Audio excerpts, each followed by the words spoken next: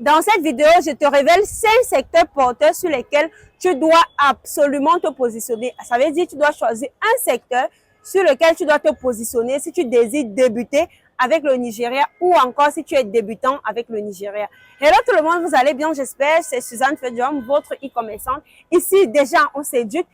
Mais surtout, on partage des stratégies lors de nos différents voyages et nous ne sommes qu'avec le Nigeria.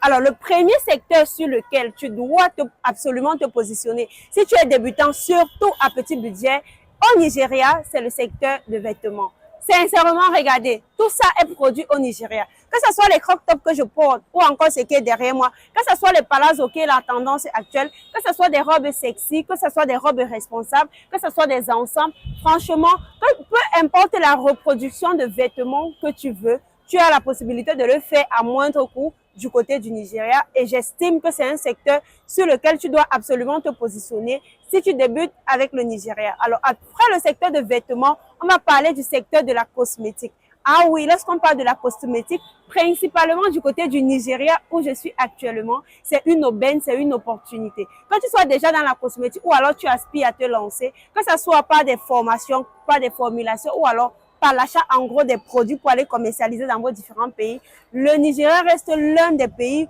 qui t'offre en fait toute cette panoplie-là. Formation, formulation, accompagnement, achat en gros de produits déjà formulés, création de marque. Donc, et tu peux débuter à petit budget. Quand je parle de petit budget, ça dépend.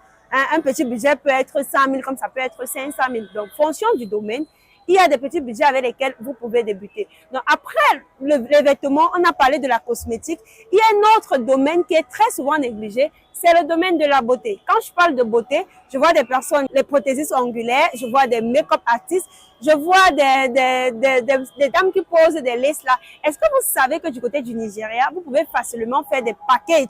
En fait, très souvent, les gens, on se forme tous les jours, les gens se forment tous les jours. Mais ce qui manque très souvent sur nos marchés francophones, c'est surtout les produits. Est-ce que tu sais que du côté du Nigeria, tu peux te faire des petits packages de produits que des dames utilisent pour réaliser tout ce qui a trait avec la beauté? Que ce soit des extensions de cils, des microblading et autres, vous avez vraiment la possibilité de retrouver de faire un kit complet du côté du Nigeria que vous pouvez facilement commercialiser dans vos différents pays. Alors, le prochain secteur que nous allons aborder, c'est effectivement le secteur de parfum. C'est vrai, on ne parle pas très souvent, mais il faudrait savoir que le Nigeria est l'un des pays plus industrialisés d'Afrique. Mais à côté de ça, c'est l'un des pays également qui importe en très grande quantité à l'extérieur. Donc, également du côté du Nigeria, vous pouvez avoir des parfums à moindre coût.